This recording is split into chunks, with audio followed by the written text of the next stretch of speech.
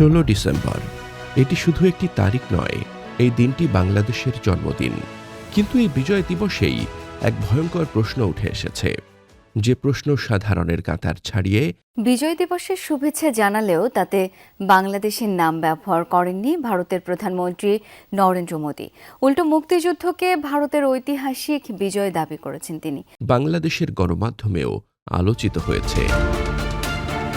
না, শুধু ভারতের প্রধানমন্ত্রী নরেন্দ্র মোদী নয়, ভারতের বিরোধী নেতা রাহুল গান্ধী দুজনেই 1971-এর যুদ্ধ নিয়ে পোস্ট করেছেন। কিন্তু একবারও বাংলাদেশ উঠে আসেনি তাদের পোস্টে। উঠে আসেনি বাংলাদেশের স্বাধীনতার কথা, উঠে আসেনি বাংলাদেশের মুক্তিযুদ্ধের মূল সত্য। 16 ডিসেম্বর বাংলাদেশের বিজয় দিবসে মোদী লিখেছেন 1971 সালে ভারতের ঐতিহাসিক বিজয়, আর রাহুল গান্ধী লিখেছেন ভারতের সশস্ত্র বাহিনীর বীরত্বের ইতিহাস। কিন্তু প্রশ্নটা হচ্ছে, এই যুদ্ধটা হয়েছিল কোথায়, কার রক্তে এই বিজয় এসেছিল? 1971 সালের 26শে মার্চ শুরু হওয়া এই যুদ্ধ 16 ডিসেম্বর পর্যন্ত বাংলাদেশ নামক ভূখণ্ডেই অনুষ্ঠিত হয়। বাংলাদেশি 9 মাস যুদ্ধ চালায়। বাংলাদেশের মুক্তিযোদ্ধারাই ছিলেন এ যুদ্ধের মেরুদণ্ড। ভারত যুদ্ধে আসে 3রা ডিসেম্বর, শেষ পর্যায়ে বাংলাদেশ স্বাধীন হবার মাত্র 13 দিন আগে। আর আত্মসমর্পণ, পাকিস্তানি বাহিনী আত্মসমর্পণ করেছিল বাংলাদেশ ও ভারতের যৌথ বাহিনীর কাছে। এই ইতিহাস অস্বীকার করার কোনো সুযোগ নেই। আরও বিস্ময়কর সত্য কি জানেন? ভারতের সেনাবাহিনী একই দিনে প্রকাশিত তাদের পোস্টে স্পষ্টভাবে মুক্তিযোদ্ধাদের বিজয়ের কথা লিখেছে।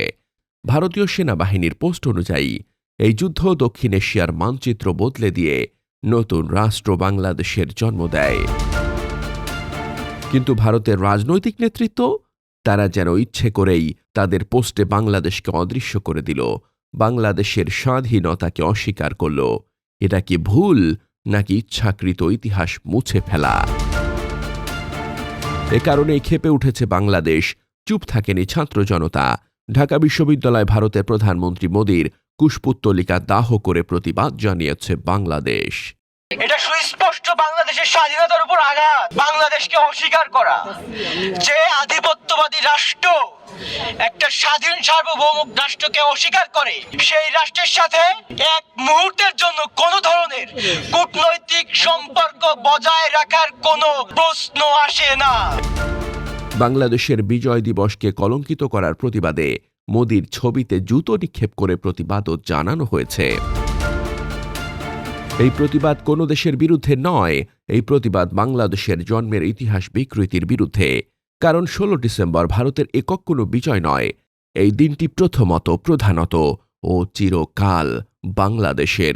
কিন্তু যে বিজয়ের সাথে বাংলাদেশের নাম লেখা থাকে না, সে বিজয় সম্পূর্ণ না, সে ইতিহাস মিথ্যা। বাংলাদেশ আজ যদি মিথ্যা ইতিহাসের বিরুদ্ধে চুপ থাকে, আগামীকাল বাংলাদেশের মুক্তিযুদ্ধের নামও মুছে যাবে।